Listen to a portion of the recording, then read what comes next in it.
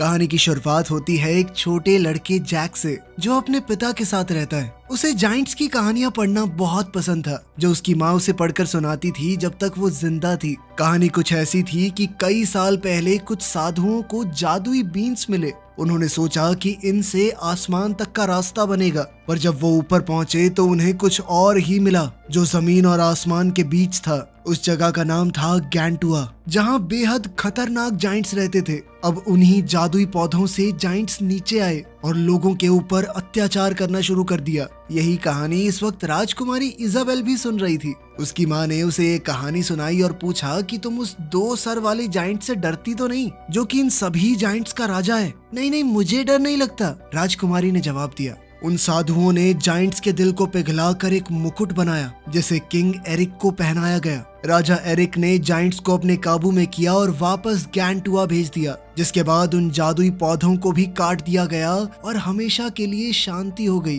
राजा के उस मुकुट को भी राजा के साथ ही दफना दिया गया और ये कहानी एक किस्सा बनकर रह गई। जब जैक के पिता उसे सुलाने लगे तो लड़के ने पूछा कि जाइंट्स कभी वापस तो नहीं आ जाएंगे ना? उसके पिता ने कहा कि अगर ऐसा हुआ भी तो राजा के वंशज उन्हें रोक देंगे। लेकिन आखिर में वो ये कह के चले गए कि जाइंट्स जैसा कुछ नहीं होता। उधर राजकुमारी की माँ ने उसे कहा कि तुम राजा एरिक का ही खून हो। खैर, जब जैक के पिता उसके कमरे से गए तो लड़का फिर से कहानी पढ़ने लगा, जिसमें लिखा था कि एक दिन जाइंट्स वापस आएंगे, धरती पर इंसानों से जंग करेंगे और एरिक के वंशज को मार देंगे। 10 साल बाद जैक के चाचा ने उसे शहर भेजा अपने घोड़े को बेचने के लिए। उन्होंने कहा भी कि रास्ते में ध्यान मत भटकने देना। शहर पहुंचकर अब जवान हो चुका जैक अपना घोड़ा और गाड़ी बेचने लगा, पर तुरंत ही उसका ध्यान शहर के नाटक घर की तरफ चला गया। वहाँ लोग वही किंग एरिक और जाइंट्स वाली कहानी दोबारा से सुना रहे थे। नाटक देखते हुए जैक ने एक खूबसूरत लड़की को देखा। लड़की को भी पता चल गया था कि जैक उसे देख रहा है। अभी नाटक खत्म हुआ भी नहीं था कि 3 आदमी उस लड़की को परेशान करने लगे। लड़की बाहर जा रही थी तो जैक ने उनका पीछा करते हुए उन आदमियों को रोका। उनमें से एक ने जैक के मुंह पर मुक्का दे मारा, पर जैक ने फिर भी प्यार से कहा, देखो लड़की को जाने दो। अचानक राजा के कुछ खास सिपाही पीछे से आ गए, जिसके बाद वो तीनों तुरंत माफी मांगने लगे। इधर जैक को लग रहा था कि उसमें ही कुछ खास बात है। जैसे ही उन्होंने देखा कि राजकुमारी घोड़े पर बैठ गई तो वो लोग तुरंत ही घुटनों पर आ गए। ये देखकर तो जैक हैरान हो गया कि ऐसा भी क्या कर दिया मैंने। लेकिन जब वो पलटा तब उसे समझ आया कि माजरा क्या है। राजकुमारी के जाने के बाद जैसे ही जैक बाहर आया तो उसने देखा कि कोई उसकी गाड़ी चुरा ले गया है। उधर महल में राजा के सलाहकार रॉड्रिक के सामने घबराया हुआ सा मॉन्क आ गया। वो थोड़ा हड़बड़ाया सा लग रहा था तो रॉड्रिक को थोड़ा शक हुआ। उसने तुरंत पुराने राजा एरिक के कमरे में जाकर देखा कि सब कुछ सही तो है, लेकिन वहां उसने देखा कि मैजिक बीन्स चोरी हो चुकी हैं, लेकिन राजा का वो खास मुकुट अभी भी वहीं पर है। उसने तुरंत विक से कहा कि शहर के गेट्स को बंद कर दो, वो पुजारी किसी भी हाल में भाग ना पाए। पुजारी समझ चुका था कि सिपाही उसे ही ढूंढ रहे हैं। तभी उसने जैक को घोड़ा बेचते हुए देखा। उस पुजारी ने जैक के पास जाकर कहा कि देखो मेरे पास पैसे तो नहीं है, लेकिन मैं तुम्हें जादुई बीन्स दे सकता हूँ। जैक थोड़ा हिचकिचाया, लेकिन उस पुजारी ने कहा कि ये बहुत खास है, इनके बदले में मैं तुम्हें बहुत ज्यादा पैसे दिलवाऊंगा बाद में। उस पुजारी ने कहा कि किसी भी हाल में इन्हें खोना मत और भीगने तो बिल्कुल मत देना। जैक सोच ही रहा था कि तभी पुजारी घोड़ा लेकर भाग गया। शहर से निकलने से पहले विक के आदमी उसके पीछे गए और उसे पकड़ लिया। साथ ही जैक का चाचा उसे डांट रहा था, घोड़े के बदले में ये 4 बीन्स लेकर आया तू, इतना ही दिमाग है तेरे में। वहीं राजा भी राजकुमारी को डांट रहा था कि तुम बिना किसी सिपाही को लेके महल से बाहर क्यों गई? जल्द ही तुम इस रियासत की रानी होगी। अगर मैं रानी बनने ही वाली हूँ तो मेरी बात भी मानो ना। क्यों मेरी ऐसे ही शादी करने लगे हो, वो भी दुगनी उम्र के आदमी से? दरअसल राजा राजकुमारी की शादी रॉड्रिक के साथ करना चाहता था, लेकिन राजकुमारी को उससे शादी नहीं करनी थी। इजाबेल ने कहा कि वो कोई कमजोर अबला नारी नहीं है। ये कहकर वो वहाँ से चली गई। उधर जैक के चाचा ने गुस्से में वो बीन्स टेबल से नीचे फेंक दी और फिर तिल मिलाकर वहां से चला गया। इसके बाद हम विक और रॉड्रिक को उस मॉन्क से पूछताछ करते हुए देखते हैं। मॉन्क ने कहा कि बीन्स को वहीं रहने देते जहां दबा के रखे गए थे। इन्हें काले जादू से बनाया गया था, इन बीन्स को कंट्रोल नहीं किया जा सकता। रॉड्रिक ने उसकी बातों को अनसुना करते हुए उसे मार दिया। थोड़ी देर बाद जैक को अपने चाचा की चिंता हो रही थी जो इस वक्त तूफान में बाहर हैं। उसी समय राजकुमारी जो महल से भागी हुई थी रास्ता भूल गई। उसने जैक के घर की रोशनी देखी और उस तरफ चल दी। जब जैक अपने चाचा को ढूंढने जाने के लिए तैयार हो रहा था तभी राजकुमारी ने दरवाजा खटखटाया। जैक ने उसे अंदर बुलाया और दोनों बातें करने लगे। तूफान की वजह से नीचे जमीन पर पानी गिर रहा था जो धीरे धीरे जादुई बीन्स में से एक के पास पहुंच रहा था। जैक ने इजाबेल को जाइंट्स के बारे में वो किताब दिखाई जो वो बचपन में पढ़ा करता था। वो दोनों ऐसा दिखा रहे थे मानो एक दूसरे को पहचाना ही ना हो। जैक ने पूछा, तुम किससे भाग रही हो? जिस पर राजकुमारी ने कहा, तुमसे मतलब। इतने में नीचे पड़ी हुई उस जादुई बीन के पास पानी पहुंच गया था और उसने उगना शुरू कर दिया, लेकिन दोनों को ही इसकी कोई खबर नहीं थी। अचानक घर हिलने लगा और एक बहुत बड़े पौधे ने उगना शुरू कर दिया। ये सब इतना तेज हुआ कि जैक घर से बाहर गिर गया, लेकिन इजाबेल घर के अंदर ही फंस गई। पूरा घर उस तेजी से बढ़ते हुए पौधे के साथ ऊपर उड़ गया। जैक भी जल्दी से ऊपर चढ़ गया ताकि राजकुमारी को बचा सके। जैसे तैसे जैक वापस घर तक पहुंच गया, लेकिन जैसे ही इजाबेल ने दरवाजा खोला गलती से जैक को धक्का लग गया। जैक ने उसका हाथ पकड़ा पर फिर भी वो नीचे गिर गया। गिरते हुए उसके हाथ में राजकुमारी की माँ का ब्रेसलेट आ गया। जैक पता नहीं कैसे गिरता पड़ता जमीन पर सही सलामत पहुंच गया, लेकिन इस वक्त वो बेहोश था। अगली सुबह उस बड़ी बेल को देखते हुए राजा भी वहां पहुंच गया। राजा ने उसे उठाया और पूछा कि तुम्हारे पास मेरी बेटी का ब्रेसलेट क्यों है? उसी बाजार वाले खास सिपाही एलमोंट ने जैक को पहचाना। फिर जैक ने सब कुछ बताया। राजा ने फैसला किया कि जैक, रॉड्रिक और एलमोंट मिलकर इजाबेल को ढूंढेंगे। थोड़ी देर बाद ये लोग उस बड़े पौधे पर चढ़ने लगे। रॉड्रिक तो कुछ अपनी ही चालें चल रहा था। जैक ने एलमोंट से पूछा कि ऊपर क्या होगा, क्या तुम्हें उस जाइंट्स वाली कहानी पर विश्वास है? एलमोंट ने कहा कि हो भी सकता है जाइंट्स हो। एलमोंट ने सीधी बात कही कि तुम ये सब राजकुमारी का दिल जीतने के लिए कर रहे हो ना। अगर उसने रॉड्रिक से शादी नहीं भी की तो तुम जैसे आम आदमी से तो नहीं करेगी। क्रॉन नाम के एक दूसरे सिपाही ने जैक को धक्का मारकर दूसरी तरफ पहुंचाने की कोशिश की, लेकिन जैक की पकड़ छूट गई और वो बीच में ही गिर पड़ा। उन्होंने उसे जैसे तैसे बचाया और फिर ऊपर चढ़ते रहे। ऊपर का रास्ता काफी लंबा था तो उनके कई साथी मारे गए। आखिर में उनके सिर्फ 6 लोग बचे थे। अगली सुबह वो सब जैसे तैसे उस पौधे के टॉप पर पहुंच चुके थे।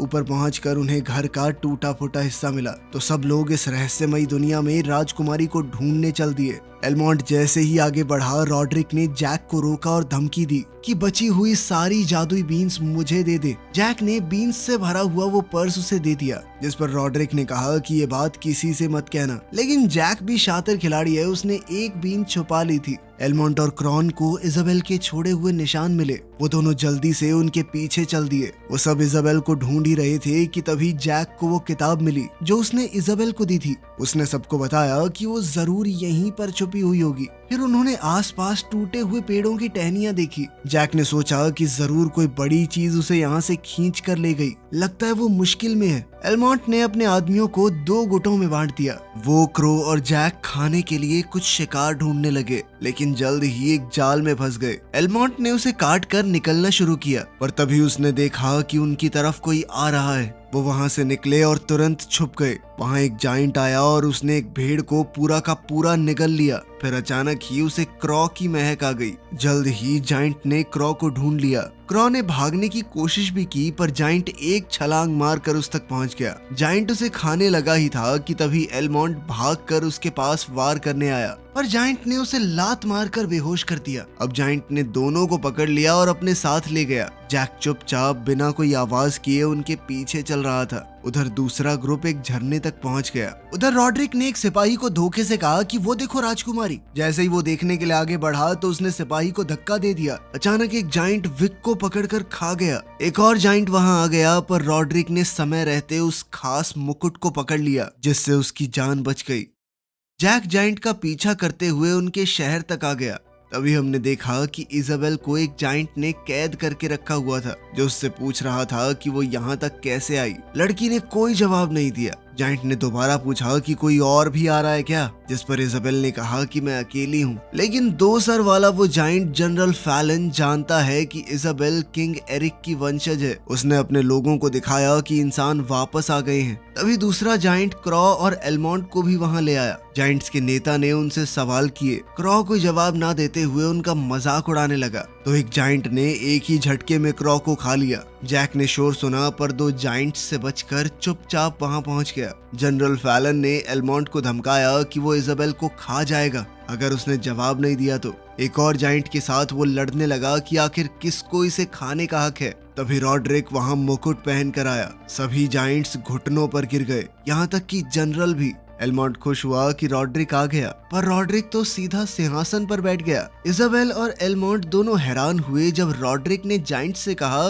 कि अब तुम लोग मेरे लिए लड़ोगे। हम कल सुबह धरती पर हमला करेंगे, अपनी फौज को तैयार करो। जनरल फैलन को ये बात बिल्कुल पसंद नहीं आई। इधर जैक ने एक कमरा देखा जहां धरती से चुराया हुआ सामान रखा था। इस सब के दौरान उसने सुना कि इजाबेल अपनी जान की भीख मांग रही है। जाइंट्स उसे खाने की तैयारी कर रहे थे। जैक तुरंत वहां पहुंच गया। जाइंट को कुछ ढूंढ रहा था। जैक जब इजाबेल को बाहर नहीं निकाल पाया तो एलमोंट के पास गया और उसे एक छुरा दिया। जब जाइंट वापस आया तो उसने एलमोंट को हर तरफ से आटे से ढक दिया और फिर ओवन में डाल दिया। शायद वो एलमोंट का समोसा बनाना चाहता था। जैक ऊपर चढ़ गया। इतने में एलमोंट ने आटे को तोड़कर खुद को बाहर निकाल लिया। अचानक जाइंट ने इजाबेल को पिंजरे से खींच लिया। जैक ने मौका पाकर एक बड़ी सी छुरी उठाई और जाइंट के अंदर घुसा दी। जल्द ही एलमोंट ने भी खुद को छुड़ा लिया। इजाबेल छुप गई और जैक जाइंट की पीठ पर लटक गया। जाइंट ने जैक को मसलने के चक्कर में अपने आप को दीवार पर जोर से मारा,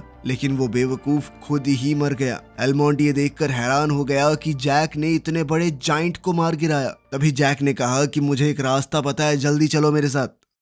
नीचे राजा ने अपने जनरल से पूछा कि क्या इस जादुई पौधे को काट देना चाहिए, जिस पर जनरल ने सलाह दी कि थोड़ा और इंतजार कर लेते हैं, वरना जो हमारे लोग ऊपर गए हैं वो भी वापस नहीं आ पाएंगे। जल्द ही जैक, एलमोंट और राजकुमारी नदी के किनारे आ गए, जहां उन्हें एक सोया हुआ जाइंट मिला। जैक ने सोचा कि मधुमक्खी के छत्ते की मदद से इसे जगा देते हैं, फिर ये भाग जाएगा, हमारे ऊपर ध्यान नहीं देगा। दोनों आदमी सोए हुए जाइंट के पास गए, छत्ता उसके मास्क में रखा और भागकर छुप गए। कुछ ही पलों में जाइंट हड़बड़ाकर जाग गया। उसका बैलेंस बिगड़ा और वो चट्टान से नीचे गिर गया। एक और मुसीबत से बच जाने की खुशी में इजाबेल और जैक गले मिले, लेकिन एलमोंट को ये पसंद नहीं आया। किनारे की तरफ चलते हुए एलमोंट ने कहा कि मुझे यहीं रुकना होगा ताकि रॉड्रिक के ऊपर नजर रखी जा सके। उसने जैक से कहा कि राजकुमारी को घर ले जाओ, अब तुम ही उसके रखवाले हो। इजाबेल ने एलमोंट को अलविदा कहा और दोनों वहां से चल दिए। इतने में वो बड़ा सा जाइंट जादुई पौधे के पास जा गिरा।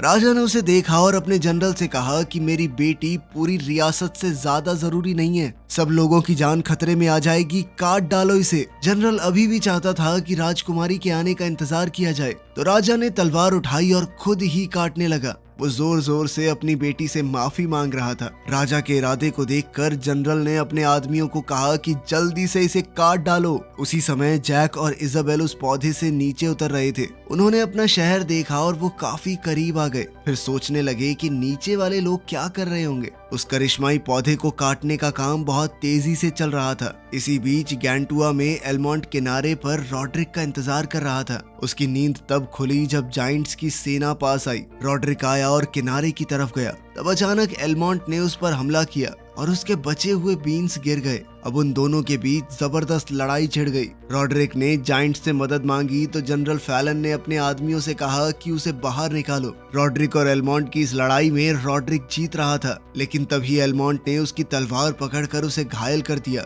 रॉड्रिक ने मौका देखकर एलमोंट को किनारे से धकेल दिया, लेकिन एलमोंट ने अपनी छुरी उठाकर उसे मार डाला। जाइंट्स ने पत्थर तोड़कर सुराग बनाया, पर वो रॉड्रिक तक समय रहते पहुंच नहीं पाए और रॉड्रिक मारा गया। लेकिन अब उन्हें ताज मिल गया था। जनरल फैलन ने उसे अपनी उंगली में पहन लिया और जाइंट्स का राजा बन गया। नीचे उस जादुई पौधे के पास आदमियों ने एक हिस्सा काट दिया। नीचे का हिस्सा कटते ही पौधा अजीबोगरीब तरीके से हिलने लगा। ऊपर इजाबेल और जैक ने भी ये महसूस किया। अब वो पौधा तेजी से नीचे गिर रहा था तो जैक ने इजाबेल से कहा कि मुझे जोर से पकड़ कर रखो। उधर एलमोंट भी स्टॉक पर चढ़ गया उसके टूटने से पहले। इस वक्त जनरल फैलन उसे देख रहा था। जैक और इजाबेल बड़ी तेजी से नीचे उतर रहे थे। जैक ने पौधे के एक हिस्से का रस्सी की तरह इस्तेमाल किया और दोनों उसे पकड़कर वहां से झूल गए। उस पौधे का ऊपरी हिस्सा जो एलमोंट ने पकड़ा हुआ था वो राजमहल तक जाकर गिरा, लेकिन उसके जमीन पर फटाक से गिरने से पहले एलमोंट कूद गया।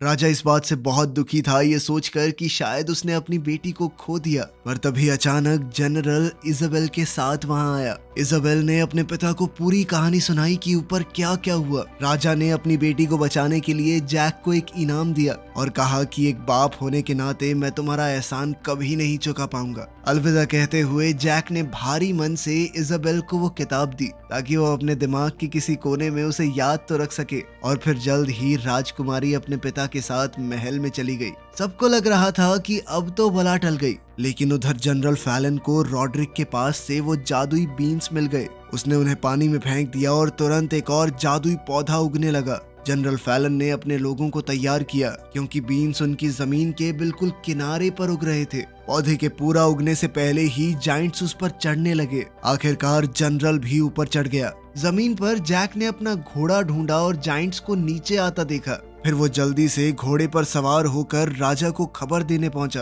कुछ ही पलों में जाइंट्स धरती पर पहुंच गए। जैक ने एक मॉन्क से कहा कि जल्दी से घंटियां बजाओ और फिर उसने राजा और इजाबेल के पास जाकर जाइंट्स के बारे में बताया। तभी उन्होंने कुछ जाइंट्स को अपने पीछे देख लिया। सब लोग शहर की तरफ भागने लगे। जनरल फैलन अब राजा के पीछे लग चुका था। एलमोंट ने सेना और शहर को तैयार किया। तीर कमान से लेकर गरम तेल तक सब कुछ तैयार किया गया। जाइंट्स अब जैक के बिल्कुल पीछे तक आ गए थे। एलमोंट उनके शहर में आने का इंतजार कर रहा था ताकि तेल को आग लगा सके।